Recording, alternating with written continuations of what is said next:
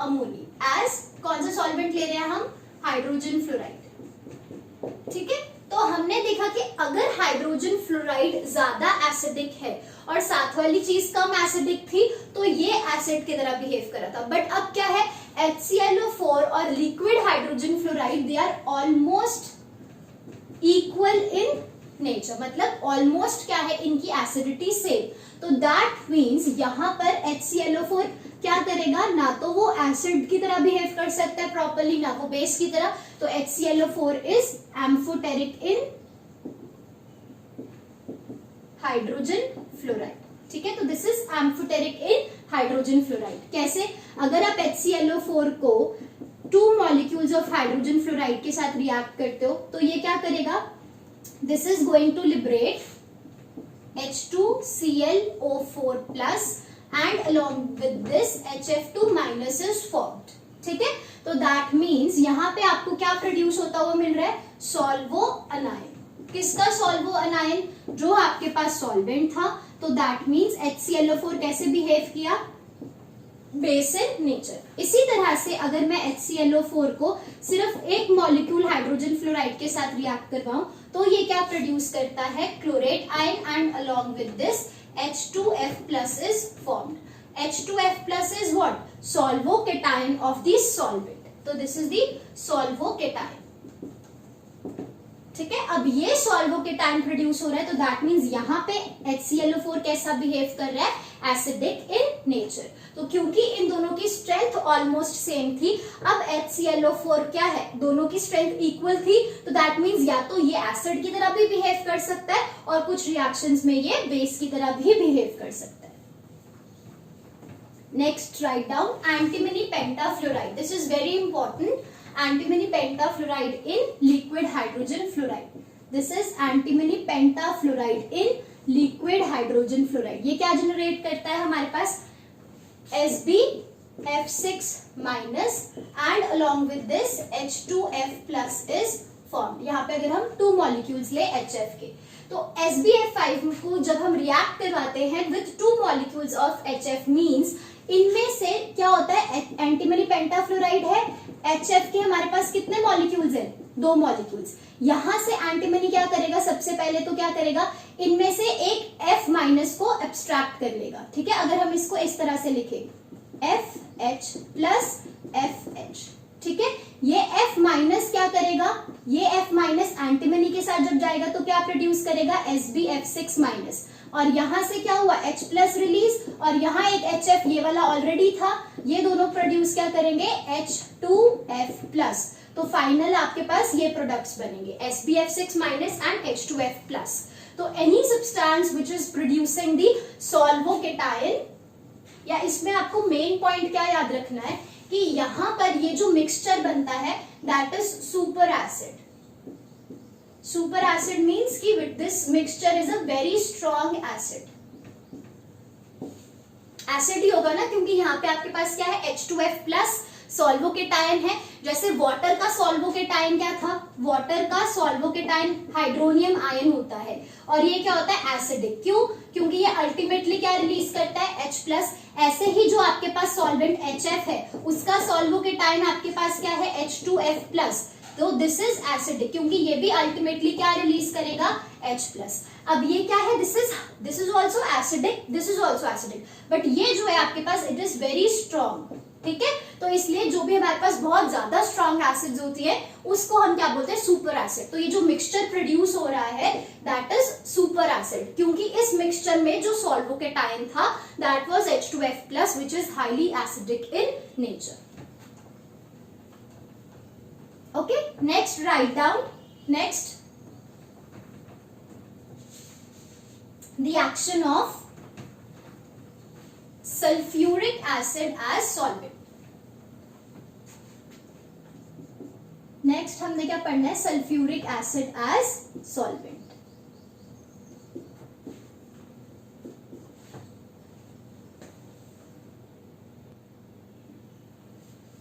ठीक है, तो किसी भी सॉल्वेंट का अगर हम बात करें तो सबसे पहले उसकी ऑटो आयोनाइजेशन देखनी है। तो write down, first is the auto ionisation of sulfuric acid. Autoionization means that one molecule of H2SO4 is going to behave as acid while the other molecule of H2SO4 is going to behave as base, जो हमारे पास release H plus ion, right? तो वो H plus ion release करेगा H3SO4 plus and HSO4 minus is formed from the autoionization. Let's suppose ये molecule ने क्या किया, आपके पास H plus को रिलीज, अगर ये H plus को रिलीज कर देगा, दो हाइड्रोजन थे तो यहां से अगर ये H plus को रिलीज हो रहा है तो पीछे क्या ये छोड़ के जाएगा, नेगेटिव चार्ज, और यहाँ H2SO4 क्या करेगा, दो हाइड्रोजन्स ऑलरेडी थे, इस एक H प्लस को कंबाइन करेगा तो कितने हाइड्रोजन्स हो जाएंगे, 3 H3SO4 प्लस. ठीक है, this is the solvocation and this is the solvoanion. ठीक है, देन राइट डाउन.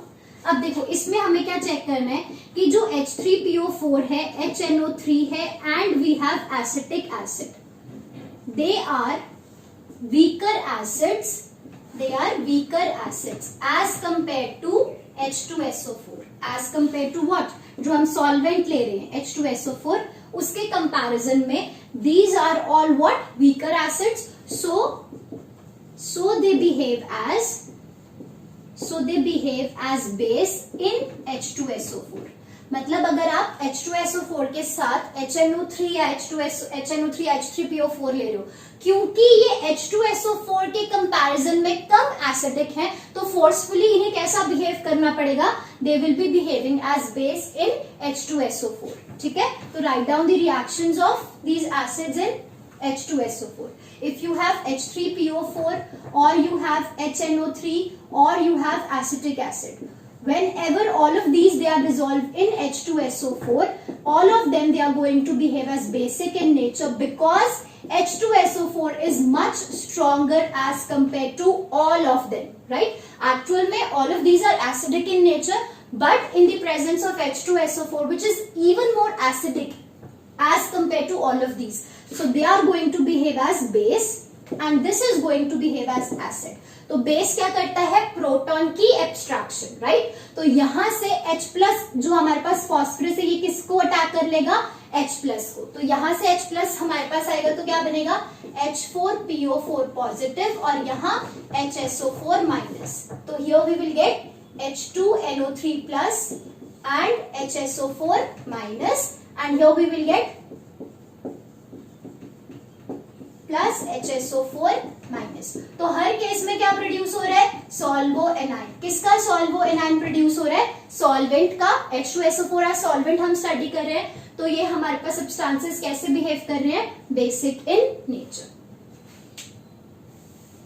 ठीक है, and write down HClO4 is stronger as compare to HClO4 and oleum.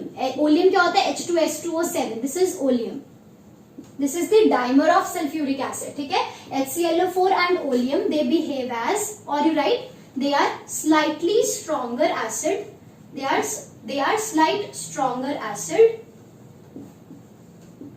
as compared to H2SO4, as compared to H2SO4.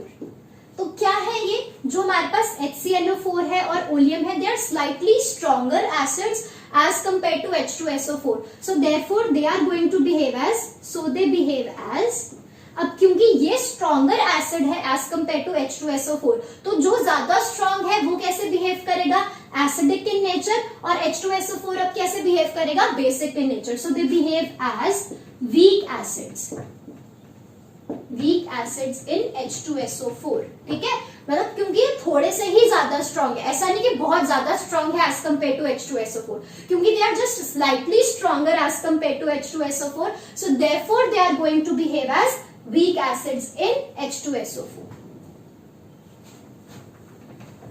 तो इसकी reaction कैसी होगी, H2SO4 अब कैसे बिहेव करेगा, as base. So if you take HClO4 and along with this you take H2SO4, and if you take oleum H2S2O7 and along with this we take H2SO4. Now H2SO4 is going to behave as base and they are going to behave as weak acids. ठीक है, तो हमारे पास क्या बनेगा, acid क्या है, वो हर सब्सटेंस जो H प्लस को रिलीज करे, दैट मीन्स ये बेस है तो ये H प्लस को अब्स्ट्रैक्ट करके क्या बनाएगा, chlorate ion and H3SO4 plus. इसमें क्या बनेगा हमारे पास, यहाँ पर अगर यहाँ से एक H प्लस रिमूव हो जाए तो क्या मिलेगा, HS2O7 minus and along with this H3SO4 plus is produced. Any substance which is going to produce solvocation is acid. तो ये हमारे पास एसिड्स है।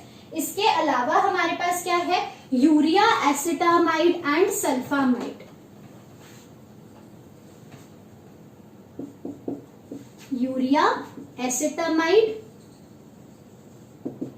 sulfamide, all of these are behave as base in liquid H2SO4।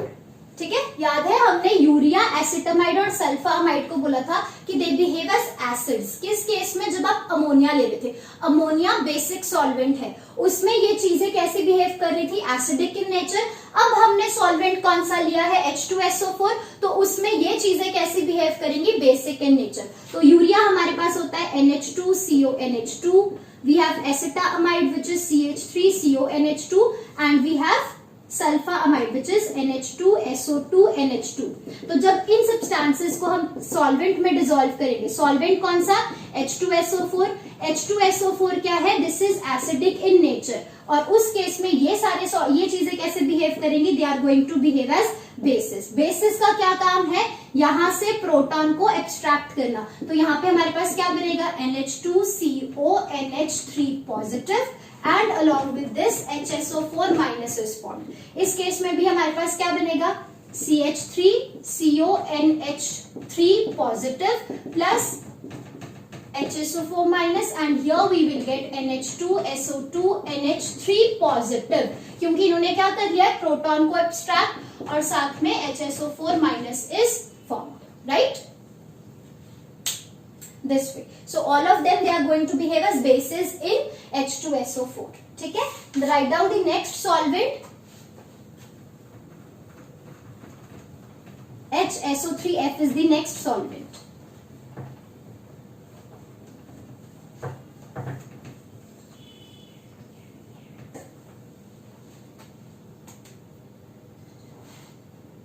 This is fluorosulfuric acid. Fluorosulfuric acid, HSO3F. So first of all we will be dealing with the auto ionization of HSO3F. तो HSO3F की auto ionization होगी तो हमारे पास क्या produce होगा, सॉल्वोकेटायन and सॉल्वोअनायन। यहां से हमारे पास सॉल्वोकेटायन कैसे बनेगा, H2SO3F and we will get the solvoanion which is SO3F minus. So this is the solvocation which is formed and this is the solvoanion which is formed. ठीक है, अब यहाँ पर आपको क्या करना है, बस बेसिकली एक मॉलिक्यूल में से H प्लस को एब्स्ट्रैक्ट करना है। तो यहाँ पर H2SO3F प्लस बनाना है और एक में से H प्लस को आपको रिमूव करना है, तो वहां पर SO3F माइनस बनेगा। ठीक है, solvocation and solvoanion. Next write down antimony pentafluoride in, this is antimony pentafluoride in your fluorosulphuric acid HSO3F results in a mixture which behave as super acid, या जिसे हम क्या बोलते हैं, मैजिक एसिड, सुपर एसिड और magic acid. ठीक है, अब जैसे हमारे पास क्या है, एंटीमनी पेंटाफ्लोराइड को जैसे ही हम रिएक्ट करेंगे 2 मॉलिक्यूल्स ऑफ HSO3F, तो ये क्या प्रोड्यूस करेगा, जो इसका सॉल्वोअनायन है, इसका सॉल्वोअनायन क्या है, SO3F माइनस, वो किसके साथ चला जाएगा, एंटीमनी पेंटाफ्लोराइड के साथ। तो क्या प्रोड्यूस होगा, we have antimony pentafluoride and the solvoanion which is SO3F, यहाँ पे चार्ज माइनस प्लस, यहां से अगर SO3F माइनस प्रोड्यूस हो रहा है दैट मीन्स यहां से HSO3F means H plus and SO3F minus. तो ये जो सॉल्वो अनायन था वो कहां चला गया, एंटीमनी पेंटाफ्लोराइड के साथ। तो बाकी का जो एक मॉलिक्यूल यहाँ हमारे पास बचा HSO3F का, वो किसके साथ कंबाइन कर लेगा, H प्लस के साथ। तो हमारे पास क्या प्रोड्यूस होगा यहाँ, H2SO3F पॉजिटिव। तो this mixture is super acid और we call it as magic acid. ठीक है, ये क्योंकि एसिड क्यों है, क्योंकि यहां से H प्लस रिलीज होगा इस फॉर्म में, यहां से H प्लस रिलीज होगा। एंड जो हमारे पास सुपर एसिड्स होते हैं और मैजिक एसिड्स होते हैं, उनके लिए बहुत ज्यादा इंपॉर्टेंट पॉइंट है that they are even helpful in breaking the hydrocarbon sigma bond. क्योंकि जो सिग्मा बॉन्ड्स होते हैं they are very much stronger and they are not easily broken up. But जो हमारे पास फ्लोरोसल्फ्यूरिक एसिड्स जो हमारे पास है, वो एंटीमनी पेंटाफ्लोराइड के साथ जब रिएक्ट करते हैं मैजिक एसिड्स प्रोड्यूस करते हैं। और ये जो मैजिक एसिड्स है जिन्हें हम सुपर एसिड्स बोलते हैं, they are so much strong that they even break the sigma bond of hydrocarbons. जैसे फॉर एग्जांपल आपके पास क्या है, you have one hydrocarbon in this way. ठीक है, इस रिजल्टिंग सब्सटेंस को जो आपका हाइड्रोकार्बन है, अगर मैं उसे सुपर एसिड के साथ ट्रीट करती हूँ, सुपर एसिड मींस इसको मैं ऐसे लिख सकती हूँ, antimony pentafluoride in the presence of HSO3F, है ना। क्योंकि हमें पता है, अभी हमने रिएक्शन देखा कि एंटीमनी पेंटाफ्लोराइड HSO3F हमें क्या प्रोड्यूस करके देते हैं, सुपर एसिड। ये सुपर एसिड आपको एक रिएक्शन ऐसे लिखी होगी, ठीक है, बट आपने खुद समझना है कि इसका मतलब क्या है। ये आपको रिएक्शन दिया होगा, आपको प्रोडक्ट्स बताने अगर, तो आपको खुद समझना होगा कि what this mixture is. This is antimony pentafluoride along with this HSO3F is given, so that means what will be formed, you will get this will be produced and along with this H2SO3F plus is produced। अब ये जो substance है ये हमें क्या produce करके देगा, H plus. ये हमें H प्लस अल्टीमेटली, मतलब ये जो मिक्सचर है ये अल्टीमेटली हमें क्या प्रोड्यूस करके देगा, H प्लस। और वो H प्लस क्या करेगा, इनमें से किसी एक बॉन्ड में क्या करेगा, इंसर्जन शो करेगा। इनफैक्ट हमारे पास एंड पे क्या होगा, TBP जैसा स्ट्रक्चर मिलेगा। यहां पर कार्बन के कितने बॉन्ड्स बनेंगे, 5 बॉन्ड्स, इस तरह से। ठीक है, तो ऐसा बहुत रेयर देखने को मिलता है। क्यों, ये 5 बॉन्ड्स कैसे बन रहे हैं, because this one bond is 3 centre 2 electron bond. This one bond is 3 centre 2 electron bond. तो हमने क्या बोला कि जो हमारे पास सुपर एसिड्स है या मैजिक एसिड्स है, इतने ज्यादा स्ट्रॉन्ग प्रोटॉन्स डोनर होते हैं कि ये क्या करते हैं, जो आपके पास हाइड्रोकार्बन का सिग्मा बॉन्ड है उसको भी ब्रेक कर देते हैं। इसको ब्रेक करके ये क्या बनाते हैं, यहाँ पर TBP जैसा स्ट्रक्चर जिसमें कार्बन के 5 बॉन्ड्स होते हैं। 5 बॉन्ड्स कैसे हैं, बिकॉज ऑफ 3 सेंटर। यहाँ पे आपके पास क्या है, दिस इज, यहाँ पर ये बॉन्ड्स क्या है, 3 सेंटर, 1 2 3। सेंटर कितने हैं, 3, बट यहाँ इलेक्ट्रॉन्स कितने हैं, सिर्फ 2 इलेक्ट्रॉन्स। तो this is 3 centre 2 electron bond and ultimately यहाँ पर ब्रेक होगा ये वाला बॉन्ड इस तरह से, और ये बॉन्ड इस तरह से ब्रेक होगा। हमें क्या मिलेगा, CH3 thrice carbocation plus CH4। ये CH3 और ये हाइड्रोजन आपस में कंबाइन करेंगे। This CH3 and this hydrogen they combine with themselves to produce methane and along with this carbocation is produced. So these are the final products. These are the final products. ठीक है, this was about fluorosulfuric acid. Next write down liquid BRF3. अब सबसे पहले क्या पढ़ेंगे, BRF3 की auto ionisation. Auto ionisation से क्या प्रोड्यूस होगा, BRF2 plus and BRF4 minus. तो यहां हमारे पास BRF4 माइनस क्या है, this is the solvoanion and here we have सॉल्वो cation.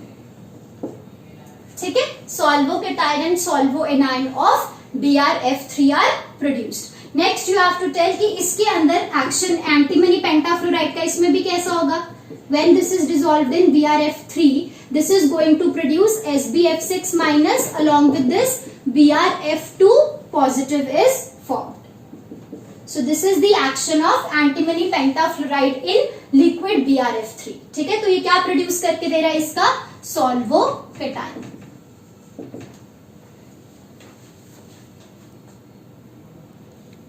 Other substances जो एंटीमनी पेंटाफ्लोराइड के अलावा हमारे पास और सब्सटेंसेस कौन से हैं? Phosphorus pentafluoride and we have tin F4 और we have lead F4.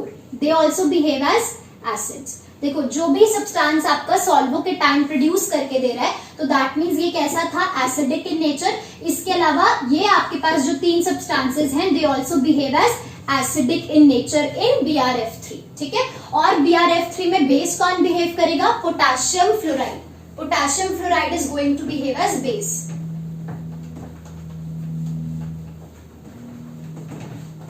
When potassium fluoride is dissolved in liquid BrF3, तो ये किसमें डिसोसिएट होगा? It will produce K plus and F minus. ये F minus क्या करेगा? BrF3 के साथ react to form potassium ion and along with this what is formed? BrF4 minus. तो क्या प्रोड्यूस हुआ यहाँ? सॉल्वोएनाइन. सॉल्वोएनाइन इज प्रोड्यूस्ड और यहाँ पे हमारे पास किसका सॉल्वोएनाइन प्रोड्यूस हो रहा है? सॉल्वेंट का. तो ये पर्टिकुलर सब्सटेंस कैसा है? Basic in nature. ठीक है. Next write down liquid sulphur dioxide. Next non aqueous solvent is liquid sulphur dioxide. तो सबसे पहले सल्फर डाइऑक्साइड की ऑटो आयोनाइजेशन से हमें क्या मिलेगा? SO3 minus and SO2 plus. ये इसका क्या है? सॉल्वोएनाइन. And this is the solvocation produced after the autoionization. ठीक है. इसके अंदर हमारे पास ये हमारा टॉपिक है liquid sulphur dioxide. Non aqueous solvent liquid sulphur dioxide as solvent. इसके अंदर हमारे पास सल्फोनाइल ब्रोमाइड कैसे बिहेव करेगा? When sulphonyl bromide is dissolved in sulphur dioxide ये क्या प्रोड्यूस करेगा? SO2 plus and Br minus. ये प्रोड्यूस होगा हमारे पास. तो हम क्या करेंगे? इसके 2 मॉलिक्यूल्स ले सकते हैं. तो ये क्या प्रोड्यूस करके देगा? SO2 plus and Br minus is formed. तो ये क्या प्रोड्यूस करके दे रहा है? सॉल्वोकेटाइन. कोई भी सब्सटेंस अगर हमें सॉल्वोकेटाइन प्रोड्यूस करके दे रहा है तो that is acid in nature. किसका सॉल्वोकेटाइन प्रोड्यूस हो रहा है यहाँ पे? SO2 plus. किसका सॉल्वोकेटाइन है? SO2 का, जो यहाँ पे हमारे पास कैसा है? सॉल्वेंट. ठीक है. तो SOBr यहाँ पे कैसे बिहेव करेगा? This is sulphonyl bromide. It behaves as acid in sulphur dioxide. ठीक है.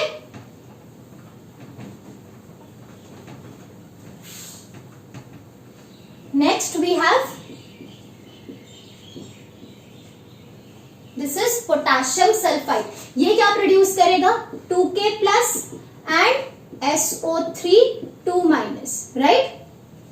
तो यहाँ पर हमारे पास क्या प्रोड्यूस होगा? K2SO3 साथ में सॉल्वेंट सल्फर डाइऑक्साइड है. ये क्या प्रोड्यूस कर रहा है? 2K प्लस एंड क्या प्रोड्यूस कर रहा है? SO3 2 minus. और ये हमारे पास क्या है? This is solvoanion. किसका सॉल्वोएनाइन है?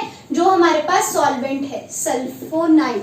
सॉल्वेंट का सॉल्वोएनाइन प्रोड्यूस करके दे रहा है. तो ये पर्टिकुलर सब्सटेंस कैसा बिहेव हो रहा है? This is behaving as base. तो वी कैन से कि जो हमारे पास सल्फोनाइल ब्रोमाइड है, यहाँ पे 2Br आएगा, 2Br माइनस इज फॉर्म. जो हमारे पास सल्फोनाइल ब्रोमाइड है that is behaving as acid in sulphur dioxide. And जो हमारे पास बेस है K2SO3 that is behaving as base in sulphur dioxide. इसके अलावा और क्या हो सकते हैं? सल्फोनाइल क्लोराइड हो सकता है. इसके अलावा आपके पास क्या हो सकता है? Na2SO3. राइट. तो they behave as acids in sulfur dioxide and these are going to behave as bases in sulfur dioxide. Next, non-aqueous solvent, write down liquid N2O4.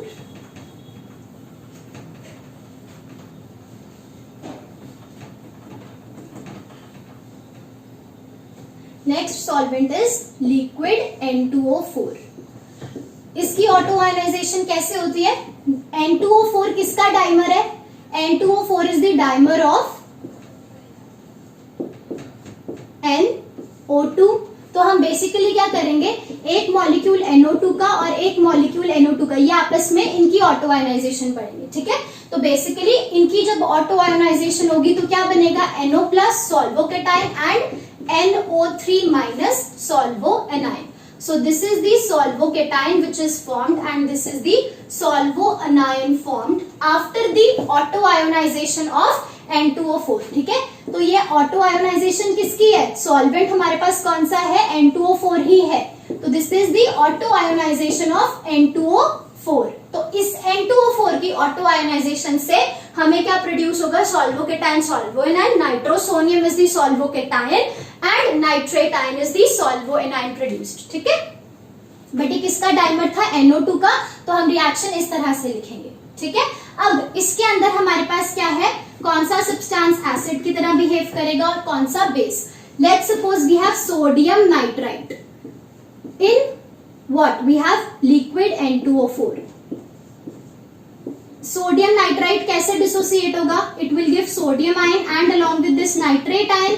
तो जब ये डिसोसिएट होगा it is going to produce sodium ion and NO3 minus. NO3 minus क्या है, solvo anion. किसका solvo anion है NO3 minus, of the N2O4। Auto ionisation किसकी है, N2O4 की। इस सॉल्वेंट का अगर हमें कोई सॉल्वो अनायन प्रोड्यूस करके दे रहा है तो that means this particular substance sodium nitrite it is behaving as base, ठीक है। So this is behaving as base in N2O4। Next अगर हमारे पास क्या है, nitrosyl bromide, NOBr means nitrosyl bromide. जब आप इसको लिक्विड N2O4 में डिसॉल्व करोगे ये हमें क्या प्रोड्यूस करके देगा, NO plus and Br minus. That means NO plus and Br minus is formed. ये NO प्लस क्या है, दिस इज दी सॉल्वोकेटायन। सॉल्वोकेटायन किसका सॉल्वोकेटायन है, N2O4 का। मतलब ये यहाँ पे कैसे बिहेव कर रहा है, acidic in nature. This is behaving as acidic in nature, ठीक है। और इसके अंदर अगर हमें न्यूट्रलाइजेशन रिएक्शंस देखनी है तो न्यूट्रलाइजेशन रिएक्शंस में हमारे पास क्या होता है,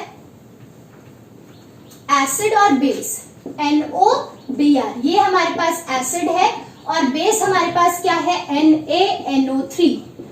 तो एक एसिड और बेस आपस में कंबाइन करके हमें क्या प्रोड्यूस करके देंगे, यहां से आपके पास क्या है, sodium bromide salt. Sodium bromide salt is formed and along with this आपके पास क्या बनेगा, N2O4 सॉल्वेंट। क्योंकि ये आपके पास क्या जनरेट करेगा, NO। ये क्या जनरेट करेगा, NO3 माइनस, ठीक है। तो ये कंबाइन करके क्या बनाएंगे, N2O4, ठीक है। तो ऐसा कोई भी रिएक्शन जिसमें एक एसिड और एक बेस हमें मिलके क्या प्रोड्यूस करके दे रहे हैं, salt and solvent, that particular reaction is neutralisation reaction, ठीक है। ऐसे ही जो न्यूट्रलाइजेशन रिएक्शन है सल्फोनाइल क्लोराइड की, वो भी हम देख लेते हैं। Neutralisation reaction of